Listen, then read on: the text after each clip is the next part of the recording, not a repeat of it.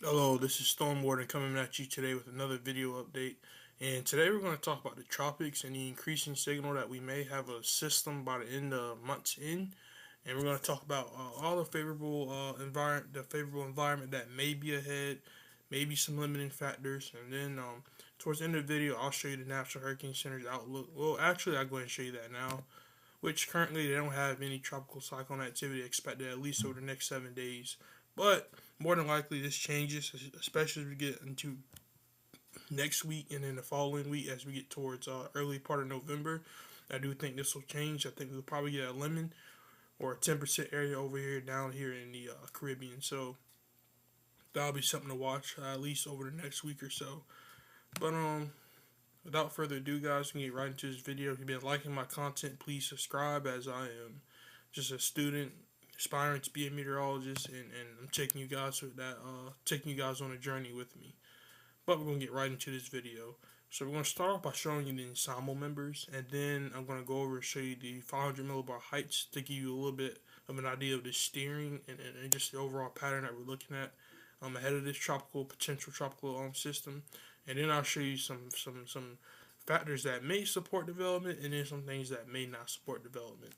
So looking at the ensemble members, and I want you to watch this area down here in the Caribbean, and I'll draw it on your screen just so you know.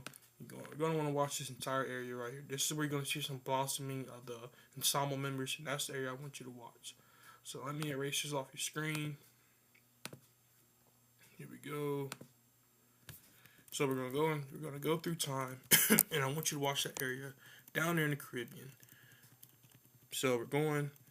You can notice there's a huge signal that really starts to increase off the GEFS ensembles by next Wednesday.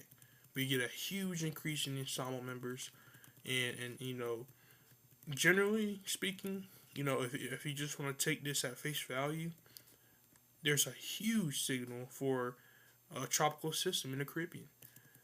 And so, if you took the GEFS ensemble members and made a forecast, you could probably say there's like a good chance that we'll see a tropical cyclone by month's end, early November. But again, this is just a GFS ensemble. Sometimes they can be too aggressive. Sometimes they can be right on.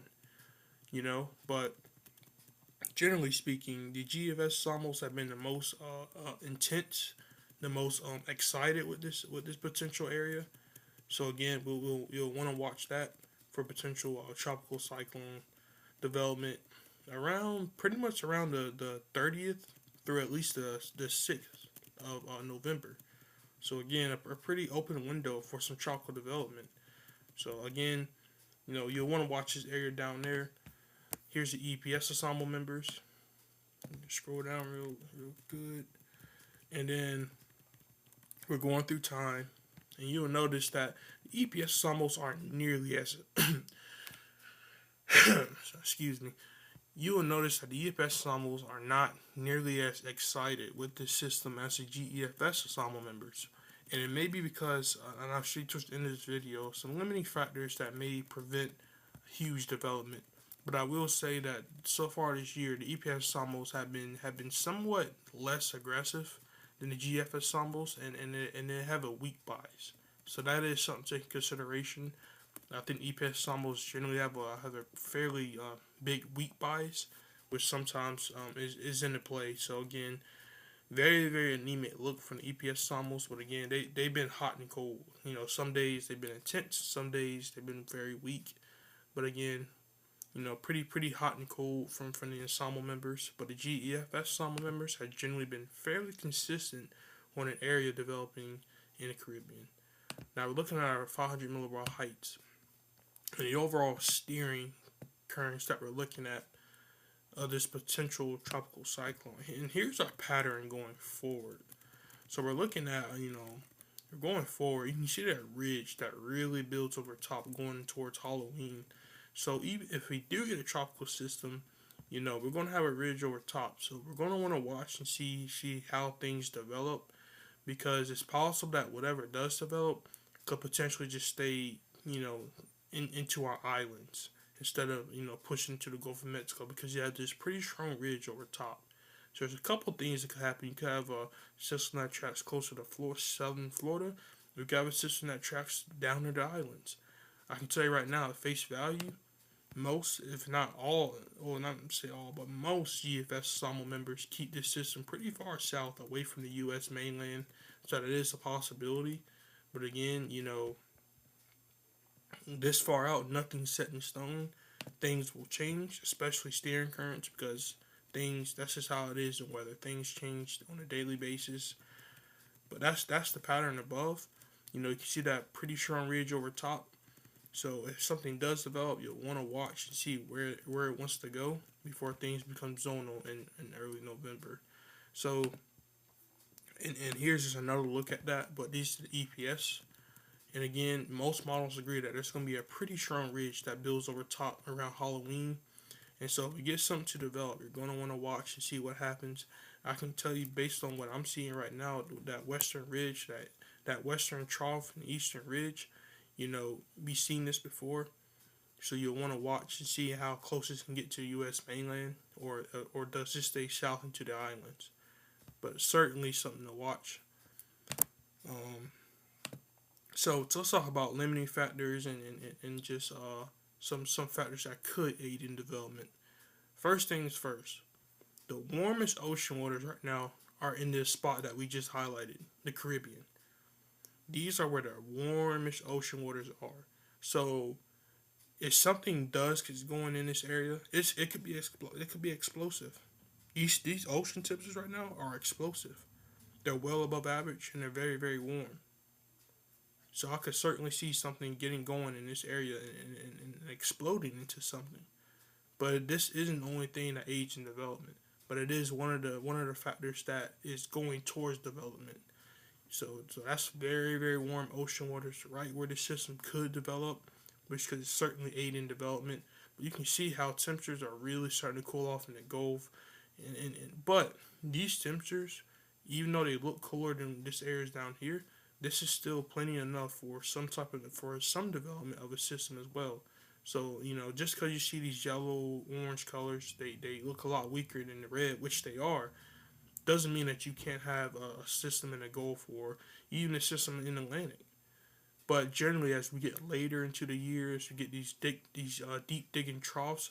It's going to be a lot harder to get these ocean temperatures to warm back up, because as these cold fronts are really dig deep, they're going to really start to help cool the surface. You can see right along the coastlines of the Gulf of Mexico and just the west coast of Florida, temperatures are really cooled off.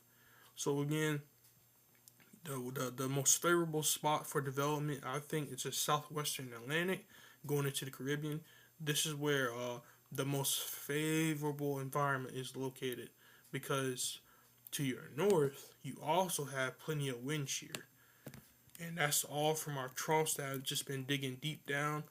So even if we get development, you still have to worry about wind shear. Now, it does look like, to an extent, wind shear does start to weaken a bit, maybe towards the end of next week.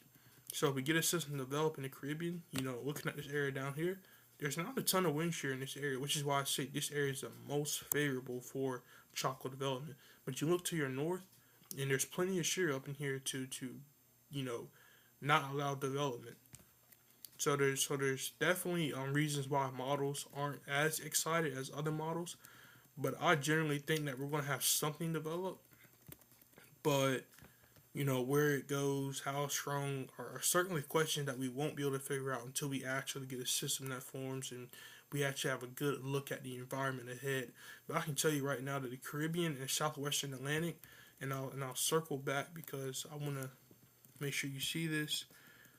The Caribbean and southwestern Atlantic are quite frankly the most favorable spot for development, generally, for the rest of this hurricane season, because these temperatures are very, very warm. You have less wind shear. Also, looking at your dry air, you also generally have less dry air in the Caribbean. But up in the Gulf of Mexico, you still have pretty significant dry air plumes, and especially to the north. So again, plenty of limiting factors to not allow for development, but there's also a favorable spot to watch out for. And if I generally had to draw on a spot where I think the most favorable spot is, I would say this area right up in here is generally the most favorable area for some development of a tropical cyclone. But you know what happens after that, whether this becomes a strong system, that's a whole bunch of questions we don't have the answers to right now. So you see something out there that says that, oh, there's gonna be another big storm by the end of the month, guys. Nobody knows. You know, things generally look favorable, but there are limiting factors. You have plenty of dry air in the Gulf of Mexico, and you have plenty of wind shear in the Gulf of Mexico. So right now, if something was to form, it will probably be down here in the Caribbean. And based on that ridge being over top, there certainly be some questions as to how close it could get to U.S. mainland. But right now, there's no concern to the lower 48. But generally speaking, I would not be surprised if we get an area of interest down here in the Caribbean, especially getting to late this weekend, going into next week, as we may get a system that actually forms down here in this region. So if there's a hazard, at least over the next 10 days, I would say this would be the hazard and something to watch out for, along with the wildfires that have been going on in the Northeast, which I know a lot of people haven't been talking about, but there's been some wildfires up in the Northeast, and that may be a growing theme, even along the Carolina mountains, if we continue to see this dry spell, which doesn't let it go away for at least the rest of this month.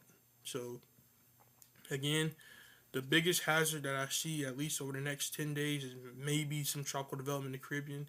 But where it goes, how strong, still plenty of questions. But that's all I got, guys. And I'll be back at you guys another video tomorrow.